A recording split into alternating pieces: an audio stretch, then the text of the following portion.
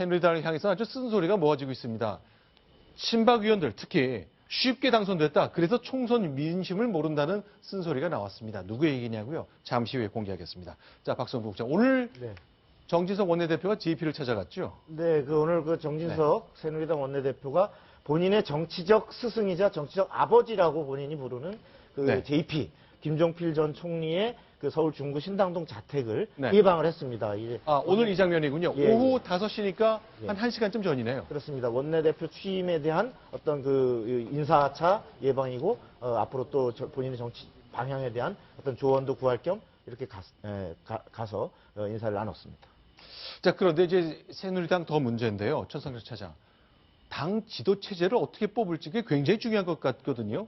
정말 누군가 싹 나서서 쇄신을 적당하게 하는 것인지 아니면 제대로 하는 것인지 굉장히 논란이 많은데 현재 가닥은 어떻습니까? 일단 전당대회 시점이 7월 이전으로 잡혔기 때문에 결정이 났죠. 예, 7월 이전이라는 게 6월이 될 수도 있고 네. 7월 초가 될 수도 있겠습니다만 이제 얼마 안 남았어요. 그러다 보니까 지금 얼마 안 남은 시간에 과연 비대위원장을 모셔놓고 얼마나 혁신을 할 수 있겠느냐. 네. 당내외에서 이제 옥신각신이 있습니다. 그래서 일단은 7월로 잡혔으니까 전당대회나 준비할 수 있는 관리형 비대위원장을 모셔오자. 일단 비대위원장을 모셔오는 것은 합의가 됐는데 그걸 관리형으로 갈 것이냐. 아니면 2달밖에 안 남았지만 그래도 혁신을 할 수 있는 쇄신형 외부에서 그 비대위원장을 모셔올 것이냐. 이걸 가지고 이제 얘기가 많았었는데 일단 외부에서 모셔오는 것은 합의가 됐으나 현재 돌아가는 분위기로서는 관리형 비대위원장 카드가 더 유력한 것으로 지금 얘기가 되고 있습니다. 자, 일단 뭔가 강력한 지도력을 가진 사람이 와서 당 체제를 확 바꾸는 것 이런 기대가 있습니다만 새누리당 내부에서는 생각이 좀 다른 기류가 분명히 있잖아요. 일단 정진석 원내대표는 일단 시간이 없다. 전당대회 빨리 열어서 당대표를 일단 뽑고 보자는 얘기를 좀 하고 있는 것 같네요. 직접 그 음성 들어보겠습니다. 당의 이런 지도부 공백이 장기화돼서는 안 되겠다.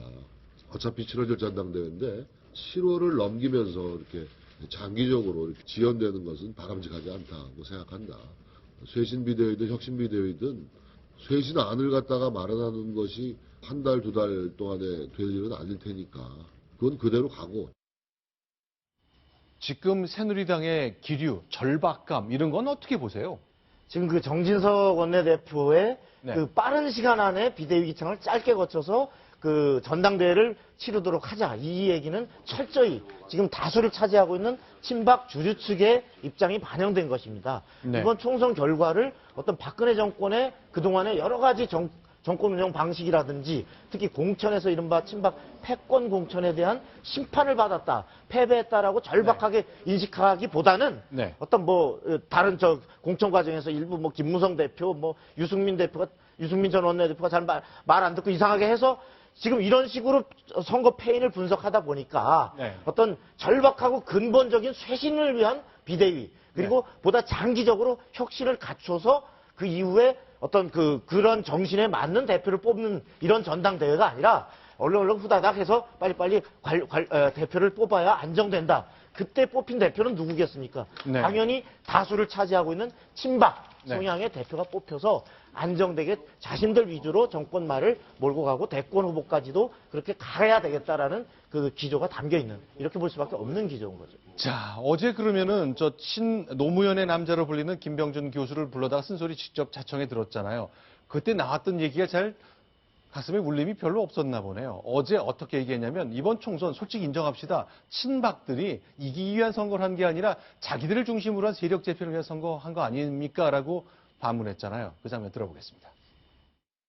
지난번 선거를 저는 어떻게 보는가 하면 저는 이기고 지고에 선거를 아까 제가 이기고 지고라고 이기고 지기 위해서 온갖 걸 다 한다라고 이야기를 하는데 그것조차도 아니었다. 지난번 선거는. 이기고 지자면은 어떻게 하든가 하면 하나도 내 건짓도 합니다. 그런데 지난번 선거는 전혀 아니었습니다. 마치 양당이 서로 짜고 하고 당합하는 것처럼 그야말로 미운 짓들만 했습니다. 지난번 선거를 선거로서 치는 것이 이기고 지고의 선거로 치는 것도 아니다. 당내 세력 재편을 위한 선거다. 그런 점에서 임명진 전 한나라당 윤리위원장이 이렇게 얘기를 했나요? 문화일보하고 했던 인터뷰 얘기인데 이렇습니까? 이렇게 정신 못 차리면 망할 수밖에 없다. 이런 질책이 바깥에서 계속 나오는 거군요. 네, 그렇죠. 관리형 비대위로 결국 가려고 하는 것 같은데 이것은 대선을 포기하는 것이나 다름없다. 이렇게 정신을 못 차린다면 망할 수밖에 없다. 이런 비판을 하고 있는 거죠. 대체로 쉽게 당선된 친박계 인사들이 이번 총선 결과가 뭘 말하는지 도대체 무슨 일이 일어날지에 대해서 잘 모르는 것 같다고 쓴소리를 했습니다. 따끔한 지적인 것 같은데 어쨌건 정진석 원내대표의 생각은 새로운 지도체제 구성을 설문조사를 통해서 뭔가 중의를 모으려고 한 것 같은데 네. 다수결로 결정될 문제는 아닌 것 같은데요. 그렇죠. 그 설문조사하면 수적으로는 당연히 친박이 많고 네. 친박은 어떤 비대위 빨리 관리형으로 해서 안정되게 그냥 당대표 뽑는 대로 넘어가자는 식으로 결론 날 수밖에 없겠죠. 네, 지금 보시는 장면 어제 당선자 총회 장면인데 빈자리가 많았습니다. 왜 안 왔을까요? 저도 굉장히 궁금합니다. 출석을 불렀던 것 같은데 그거 한번 저희가 취재해 봐야 되겠네요. 왜 안 오셨는지.